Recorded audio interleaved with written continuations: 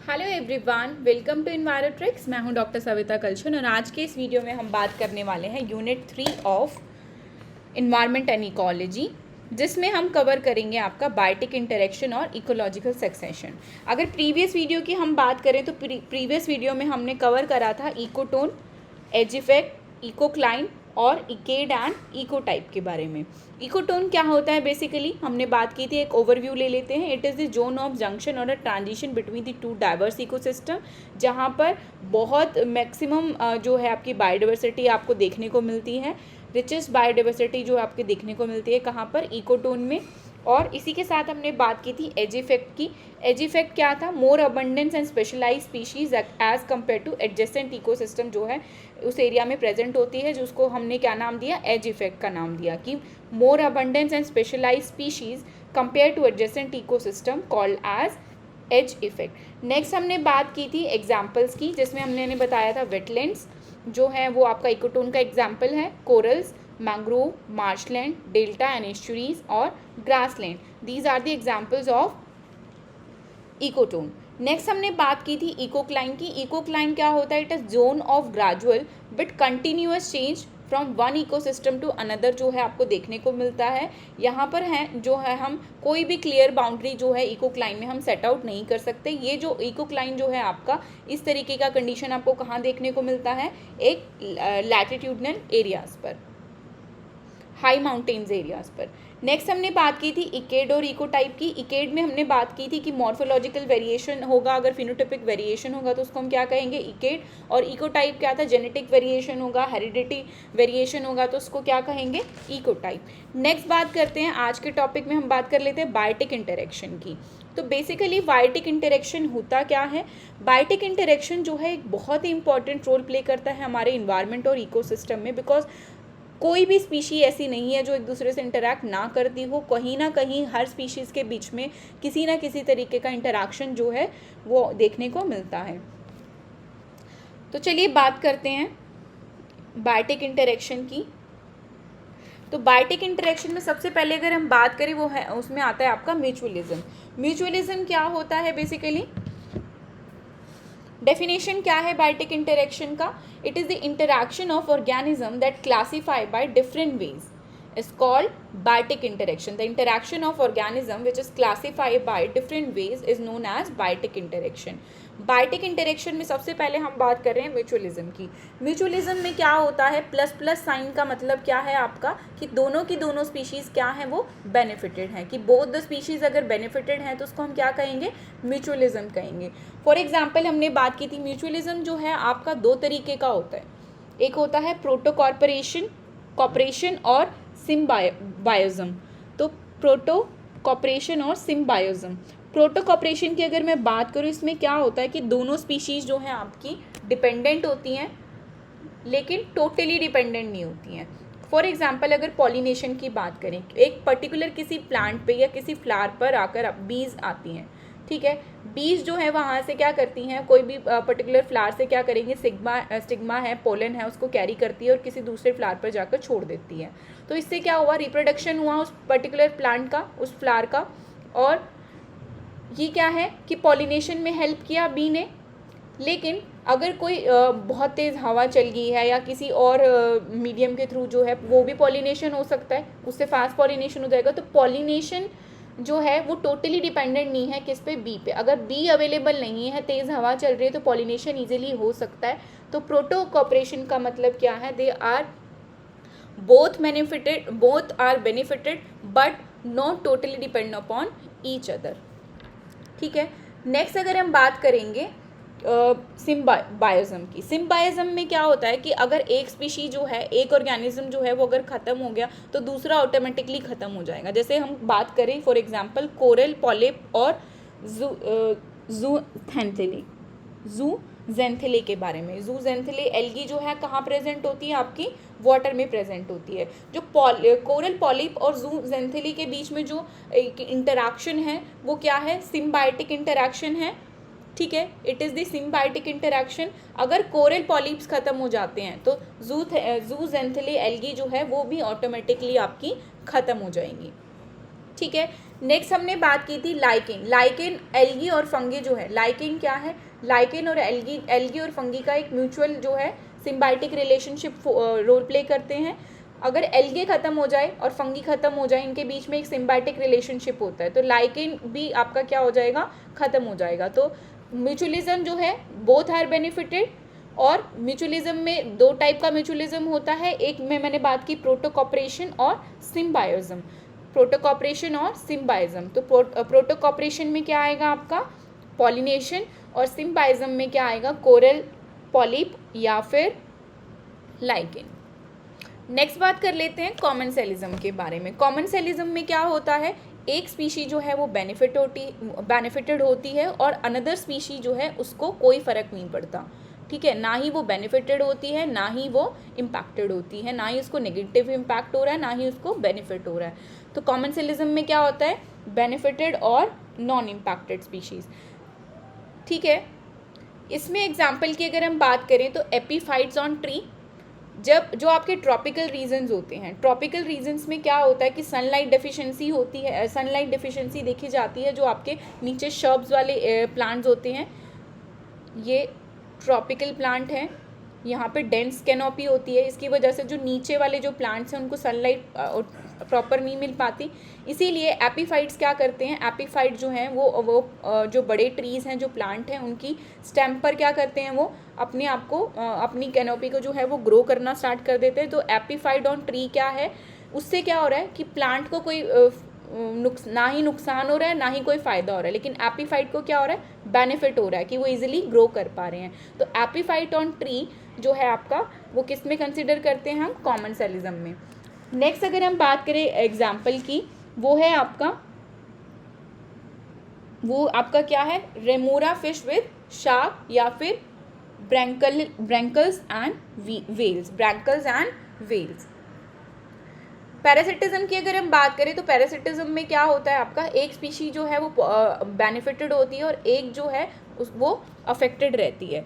लेकिन पैरासिटिज्म और प्रेडेशन में अगर हम देखें तो दोनों में क्या है कि एक बेनिफिटेड है और एक जो है वो हाईली इम्पैक्टेड है।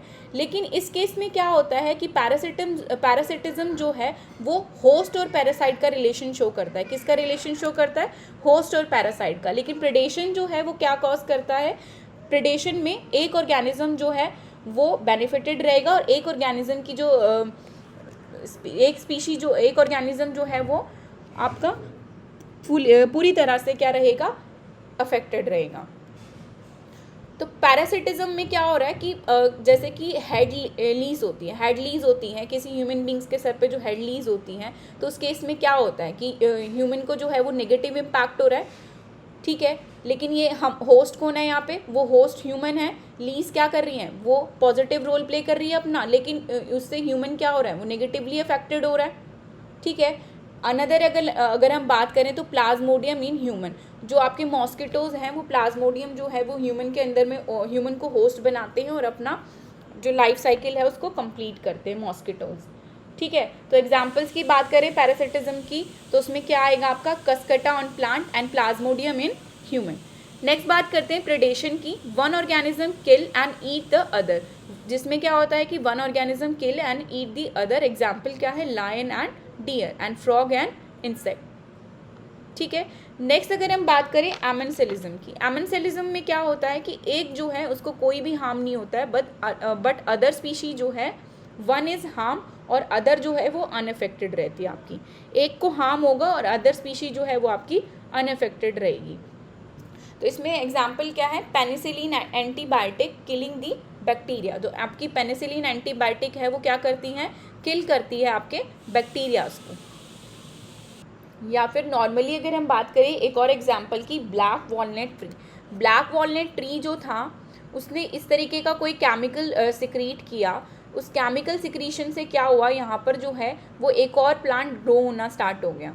लेकिन इसकी वजह से जो है वो नेगेटिव इम्पैक्ट अगर हम देखें तो नेगेटिव इम्पैक्ट जो है वो अनदर प्लांट को कॉज हो रहा है। शेडी एरिया में अगर कोई प्लांट जो है वो ग्रो हो रहा है, उसको प्रॉपर सनलाइट नहीं मिल रही है, और ये वाला जो प्लांट था, वॉलनट प्लांट था, इसकी कैनोपी जो है वो बहुत ज़्यादा डेंस है, और नीचे जो प्लांट है इसको जो सनलाइट नहीं मिल पा रही है, इसकी वजह से ये अच्छे से ग्रो नहीं कर पा रहा। तो एक जो है वो नेगेटिव इम्पैक्ट शो कर रहा है, और एक प्लांट जो है वो अनअफेक्टेड रह रहा है। ठीक है, एक प्लांट जो है आपका अनअफेक्टेड रह रहा है, तो उसको हम क्या कहेंगे, एमेंसेलिज्म कहेंगे। नेक्स्ट हम बात करते हैं कंपटीशन की। कंपटीशन में क्या होगा कि दोनों की दोनों स्पीशीज़ जो हैं वो हार्म होगी। अगर एक डियर को एक प्रे के लिए दो स्पीशीज़ लायन और टाइगर अगर दोनों compete कर रहे हैं, तो उसमें क्या होगा कि दोनों की दोनों स्पीशीज़ जो हैं वो क्या होंगी, अफेक्टेड होंगी। न्यूट्रलिज्म की बात करें तो दोनों no effect on each other, उसमें क्या होगा, no effect on each other. Dog and butterfly in a garden, no effect on each other, neutralism. Next हम बात कर लेते हैं इकोलॉजिकल सक्सेशन के बारे में। इकोलॉजिकल सक्सेशन बेसिकली क्या होता है, succession mean the gradual change in species next generation का फॉर्म, और क्या हो जाता है, नेक्स्ट जनरेशन जो है आपकी फॉर्म्ड हो जाती है। अगर ग्रेजुअल चेंज आपको देखने को मिल रहा है किसी पर्टिकुलर स्पीशीज़ में, तो उसका रिजल्ट क्या होगा कि एक नई जनरेशन जो है वो निकल कर आएगी। ठीक है, अगर हम इसकी डेफिनेशन की बात करें, if one species replaced by another successive species in an ecosystem with gradual process change due to change in ecosystem structure called the ecological succession. ठीक है, if one species replaced by another successive species in an ecosystem with gradual process due to change in ecosystem structure is called as ecological succession. तो ecological succession जो है वो basically कहाँ से start होता है, इकोलॉजिकल सक्सेशन जो है वो आपका बेयर रॉक से स्टार्ट होता है। ठीक है, बेयर रॉक जो है वो क्या फॉर्म करती हैं, एल्गे फॉर्म करती हैं। ठीक है, मॉसेज और लाइकेन बनेगा आपका धीरे धीरे। मॉसेज और लाइकेन जो है वो क्या करेंगे, आपका कुछ केमिकल सिक्रीट करेंगे, कुछ एसिड सिक्रीट करेंगे, जिसकी वजह से क्या फॉर्म होगी, आपकी सॉइल फॉर्म होगी। सॉइल जब फॉर्म होगी तो सॉइल फॉर्म होने के बाद आपका क्या होगा, धीरे धीरे ग्रासेस डेवलप होने लग जाएंगी। ग्रासेस होंगी तो ग्रासेस के आसपास जो है बटरफ्लाई, ग्रास होपर, इस तरीके के ऑर्गेनिजम्स आपको देखने को मिलेंगे। धीरे धीरे क्या होगा, फिर हर्ब्स आने स्टार्ट हो जाएंगे, शर्ब्स आने स्टार्ट हो जाएंगे, और एक नया ग्रासलैंड फॉर्म हो जाएगा, एक क्लाइमेक्स कम्युनिटी जो है वो फॉर्म हो जाएगी। तो सक्सेशन में क्या हो रहा है, बेसिकली पाइनर स्पीशीज से क्या आ रहा है, सीरियल कम्युनिटी बन रहा है।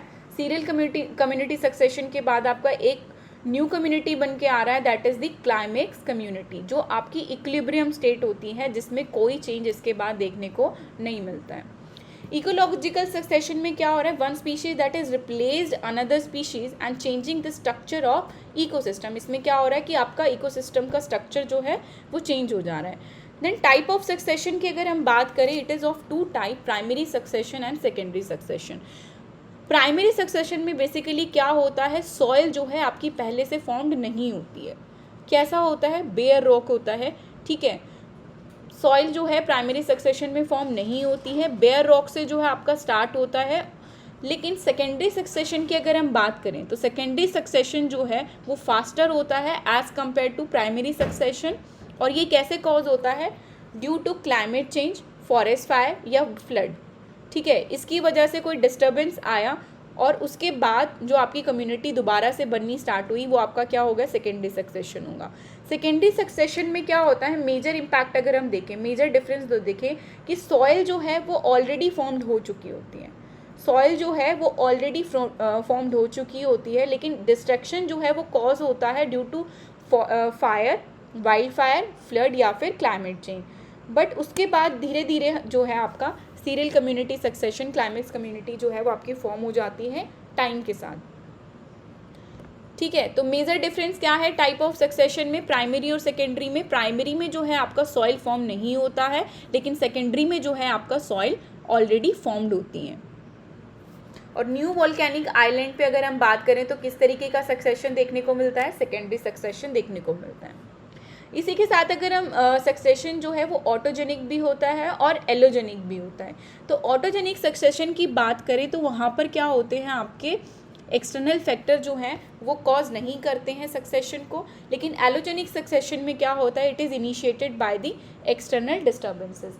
एक्सटर्नल डिस्टर्बेंसेस की वजह से क्या होता है, आपका एलोजेनिक सक्सेशन हमें देखने को मिलता है। लेकिन ऑटोजेनिक सक्सेशन की अगर हम बात करें, which is arises from factor with in the ecosystem, which is arising from factor with in the ecosystem. ये देख लेते हैं हम प्राइमरी टाइप्स। इसी के ऊपर, इसी से रिलेटेड आपसे PYQs जो पूछे जाते हैं एग्जाम्स में, UGC नेट हो या फिर अदर कोई भी एग्ज़ाम हो related to UPSC and HPSC assistant professor exam या CPCB एग्ज़ाम्स में जो है ये मेजर आपके टॉपिक होते हैं इकोलॉजिकल सक्सेशन। तो सबसे पहले मैंने बात करी प्राइमरी और सेकेंडरी की। प्राइमरी सक्सेशन लाइकेन और मोसेस से स्टार्ट होता है, सीरियल कम्युनिटी फॉर्म होती है, देन क्लाइमेक्स कम्युनिटी फॉर्म हो जाती है।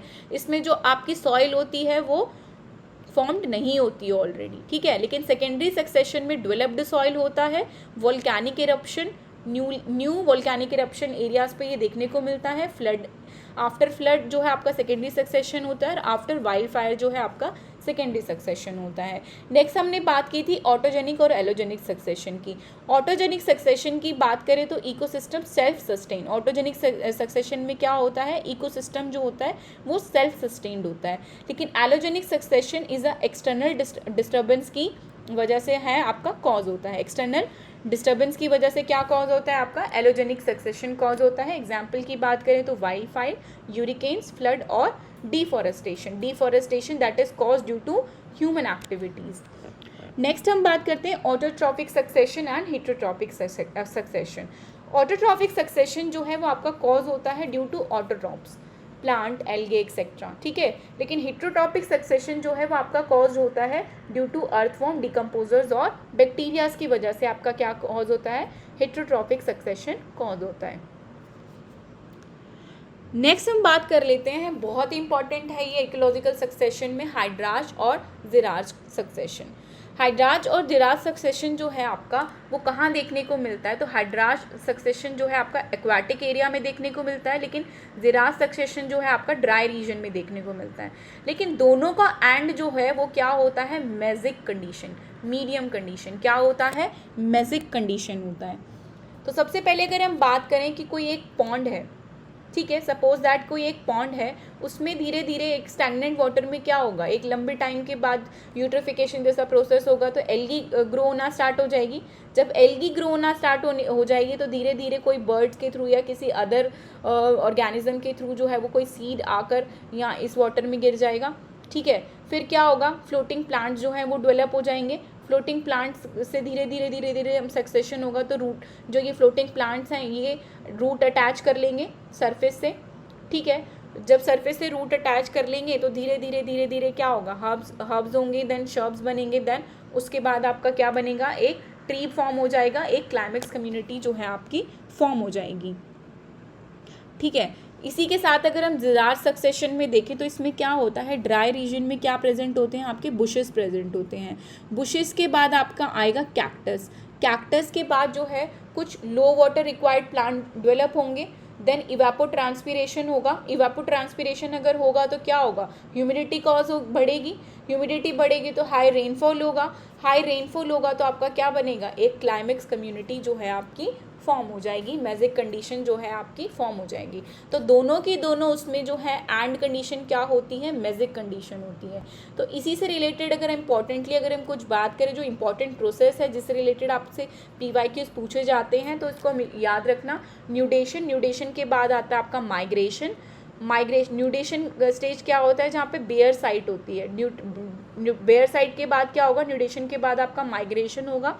माइग्रेशन के बाद कुछ डेवलपमेंट होंगी, एसेस होगा, ठीक है। देन कुछ डेवलपमेंट होगी तो कुछ स्पीशीज़ आ जाएंगी, स्पीशीज़ आएंगी तो क्या होगा, कंपटीशन होगा, कंपटीशन होगा तो क्या होगा, रिएक्शन होगा, देन फॉर्म दी स्टेबलाइज